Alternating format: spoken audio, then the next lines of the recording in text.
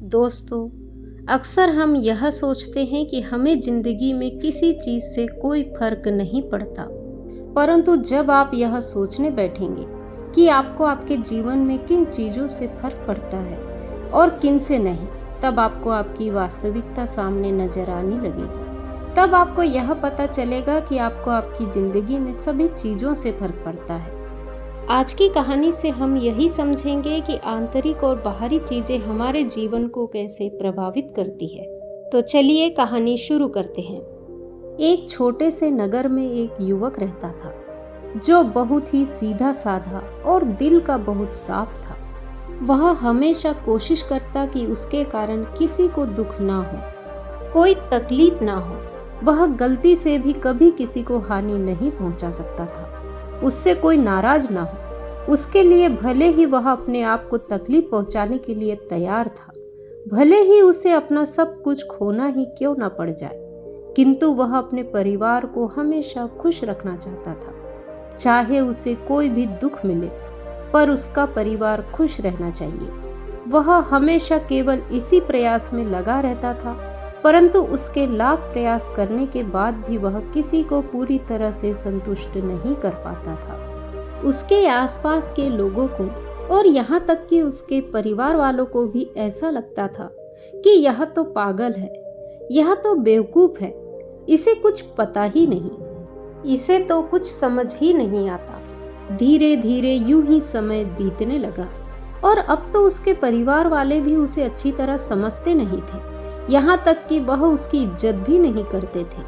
अब तो बात यहाँ तक आ पहुंची थी कि उसकी बातों से किसी को कोई फर्क तक नहीं पड़ता था, परंतु वह तो सीधा साधा था, मन का साफ था, जिसके कारण उसे हर किसी की बातों से बहुत तकलीफ होती थी। हर किसी की बातों से बहुत उसे फर्क पड़ता था। एक दिन उसके परिवार में कुछ ऐसा हुआ जिसके कारण उसके परिवार के सभी सदस्य एक दूसरे के खिलाफ हो गए, मानो वे सभी एक दूसरे के दुश्मन बन बैठे थे। और वह यह सब देख नहीं पा रहा था। वह उन लोगों को समझाने की कोशिश कर रहा था, लेकिन कोई भी उसकी कद्र नहीं करता था। उसकी बातों से किसी को कोई फर्क नहीं पड़ता था, जिस कारण वह यह सब सह नहीं पा रहा था।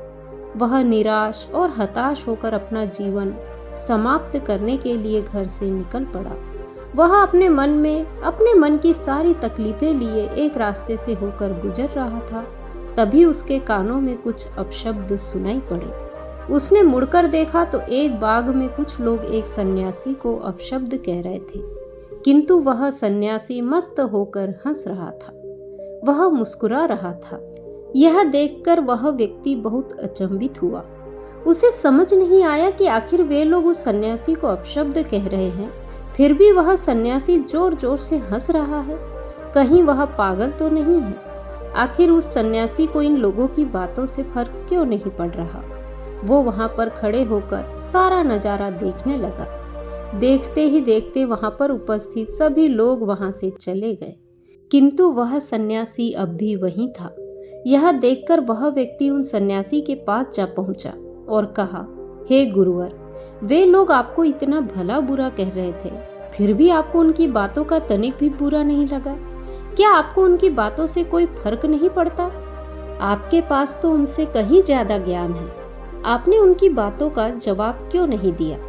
इस पर वह सन्यासी मुस्कुराते हुए उस युवक से कहते हैं, बेटा, कौन भला बुरा कह रहा था? इस पर वह युवक जवाब देते हुए कहता है, हे गुरुवर, वह सभी गांव वाले जो अभी अभी आपको अपशब्द कह रहे थे, मैंने अपनी आंखों से देखा है और अपने कानों से सुना है। इस पर वह सन्यासी उस युवक से कहते हैं, बेटा, अपशब्द तो वे कह रहे थे, मैं नहीं, तो मुझे क्यों फर्क पड़ेगा?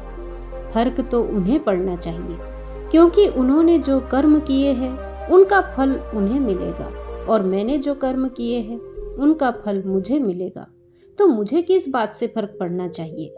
युवक उन सन्यासी की आवाज सुनकर थोड़ा आश्चर्यचकित रह गया और कुछ देर सोच विचार करने के बाद वह उन सन्यासी से कहता है, परंतु गुरुवर, वे सभी आप ही को तो अपशब्द कह रहे थे, पर मैं यह समझ नहीं पाया कि आखिर उन्होंने आपको इतने अपशब्द क्यों कहे?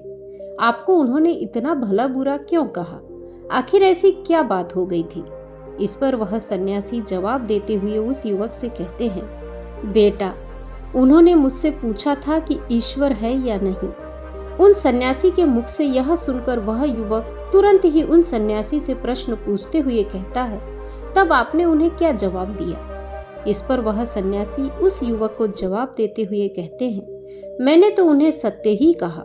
मैंने कहा, जिस ईश्वर को तुम जानते हो वैसा कोई ईश्वर है ही नहीं, और जिसे तुम नहीं जानते वही ईश्वर है और वही सत्य है। मैंने जैसे ही उनसे इतना कहा, वे सभी नाराज हो गए, वे सभी क्रोधित हो गए और अपने आप को दंड देने लगे। बड़े ही नासमझ लोग हैं। जो मैंने कहा उसके लिए वह अपने आप को दंड दे रहे थे। युवक उन सन्यासी की बात समझ नहीं पाया। वह थोड़ा अचरज में एक बार फिर उन गुरुवर से कहता है, किंतु हे गुरुवर, वह तो आपको भला बुरा कह रहे थे, तो फिर उन्होंने खुद को दंड कहाँ दिया? इस पर वह सन्यासी उस युवक से कहते हैं, बेटा, हम जो भी कहते हैं, अगर हम अच्छा कहते हैं तो हम भीतर से परमात्मा से भर जाते हैं, और अगर हम बुरा कहते हैं तो हम भीतर से शैतान से भर जाते हैं। और जो व्यक्ति शैतान से भर जाता है उसके साथ भला अच्छा कैसे हो सकता है? इस पर वह युवक एक बार फिर से सन्यासी से प्रश्न करते हुए कहता है, परंतु हे गुरुवर, उन्होंने आपको इतना कुछ कहा, आपको इतने सारे अपशब्द कहे, क्या आपको उनकी बातों का तनिक भी बुरा नहीं लगा? भला यह कैसे संभव है? इस पर सन्यासी एक बार फिर मुस्कुराने लगे और उस युवक का हाथ थामकर उसे एक स्थान ले गए। उस स्थान पर 4 पागल व्यक्ति बैठे हुए थे और वह आपस में बातें कर रहे थे।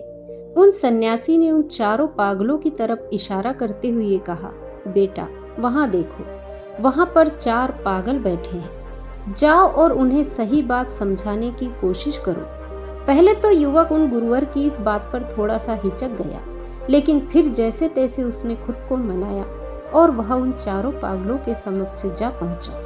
जब वह वहां पर पहुंचा तो उसने सुना कि वे चारों पागल आपस में कुछ बातें कर रहे हैं और उसमें से एक पागल कुछ गलत कह रहा था। तभी वह युवक बीच में बोल पड़ा और वह उन्हें सही बात समझाने की कोशिश करने लगा, लेकिन उन पागलों ने उस व्यक्ति की एक ना सुनी और उसे ही भला बुरा कहना शुरू कर दिया, उसे ही अपशब्द कहने शुरू कर दिए।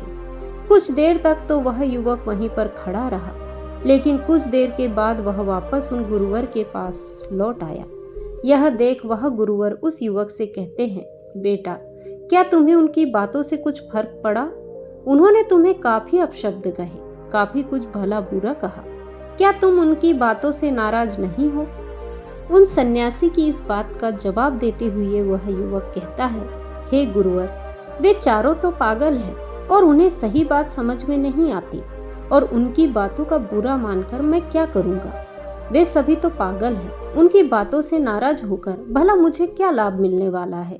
इस पर वह सन्यासी मुस्कुराने लगे और उस युवक से कहते हैं, बेटा, ठीक इसी प्रकार से मुझे भी इन पागलों से भरी दुनिया में किसी की बात का कोई बुरा नहीं लगता, ना ही उनकी किसी बात का मुझे कोई फर्क पड़ता है।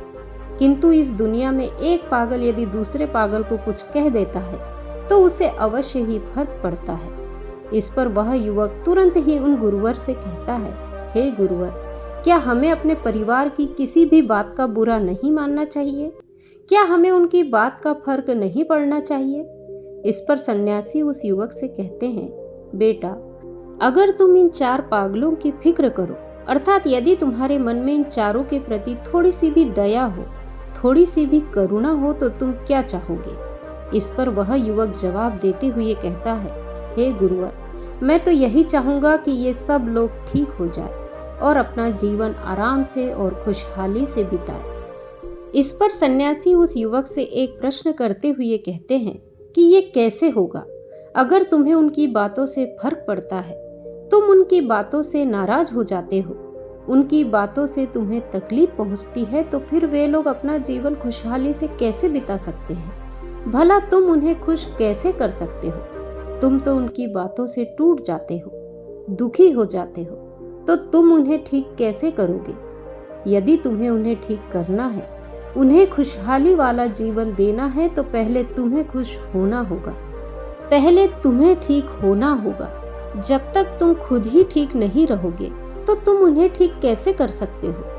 आगे वह सन्यासी उस युवक से कहते हैं, बेटा, अभी कुछ देर पहले जो गांव वाले मुझे अपशब्द कह रहे थे, मुझे भला बुरा कह रहे थे, यदि मैं उनके प्रश्नों का जवाब देने लगूं, यदि मैं भी उनकी तरह लड़ने लग जाऊं तो मैं उन्हें क्या समझा सकूंगा? क्या उनके पास मैं दोबारा जा सकूंगा? यदि मैं उनकी बातों को अपना अपमान समझूं और उनकी बातों से दुखी हो जाऊं और मान सम्मान और अपमान जैसी बातों को सोचने बैठ जाऊं, तो क्या कभी मैं उनके लिए कुछ अच्छा कर पाऊंगा? नहीं, बल्कि मैं यह सब सोचकर दुखी ही होता रह जाऊंगा और कभी भी इन चीजों से बाहर नहीं निकल पाऊंगा और मन ही मन मैं उनका बुरा भी चाहने लगूंगा।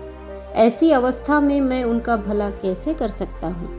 वह युवक सन्यासी की सारी बातें ध्यानपूर्वक सुनता है और उसके बाद वह उन गुरुवर से एक और प्रश्न करते हुए कहता है, हे गुरुवर, आप जो कुछ भी कह रहे हैं वह बिल्कुल सत्य है, किंतु आप ही बताइए फिर मुझे किस प्रकार रहना चाहिए? इस पर सन्यासी उस युवक से इस प्रश्न का जवाब देते हुए कहते हैं, बेटा, तुम जैसे भी अपना जीवन जी रहे हो उसमें खुश रहो। इस दुनिया में किसी भी चीज की फिक्र मत करो। किसी की बातों का तुम पर कोई फर्क नहीं पड़ना चाहिए। तुम्हें तो अपनी फिक्र करनी चाहिए, क्योंकि तुम बेफिक्र होकर भी सबका अच्छी तरह से ध्यान रख सकते हो, उनका भला कर सकते हो, चीजों को सुधार सकते हो, हालातों को पहले से बेहतर कर सकते हो। किंतु यदि तुम खुद ही उन हालातों में बिखरे पड़े हो तो तुम भला खुद को कैसे समेट लोगे? तुम भला उनका भला कैसे कर सकते हो? यदि तुम खुद ही रो रहे हो तो तुम उन्हें कैसे हंसा सकते हो? इतना कहकर वह सन्यासी शांत हो गए और उस युवक को भी अपनी गलती का एहसास हो चुका था। उसे उन गुरु की सभी बातें अच्छी तरह से समझ में आ चुकी थी, इसलिए उसने अपना इरादा बदला और वह वापस घर लौट आया। अब से वह हमेशा बेफिक्र रहने लगा था। अब से वह किसी की बातों पर ध्यान नहीं देता था। उसे किसी की बातों का कोई फर्क नहीं पड़ता था। वह तो हमेशा मस्त मौला होकर रहता और देखते ही देखते उसने अपने परिवार में होने वाले कलह क्लेश को भी धीरे धीरे पूरी तरह से खत्म कर दिया था। दोस्तों, यदि आप खुश रहना चाहते हैं और आप चाहते हैं कि आपको किसी की बातों का कोई फर्क ना पड़े, तो सबसे पहले आपको खुद की परवाह करनी चाहिए, खुद को बेफिक्र बनाना चाहिए। क्योंकि यदि जब तक आप ही खुश नहीं होंगे, आप अपने परिवार को कैसे खुश रख सकते हैं? जब तक आप ही रोते रहेंगे, आप किसी दूसरे के चेहरे पर मुस्कान कैसे ला सकेंगे? इसीलिए यदि आपको किसी को खुश करना है, किसी का जीवन संवारना है, तो पहले अपने ऊपर ध्यान दीजिए। तो आज की कहानी यदि आपको पसंद आई हो तो वीडियो को लाइक, शेयर, कमेंट करें और मेरे चैनल को सब्सक्राइब करें। नमो बुद्धाय।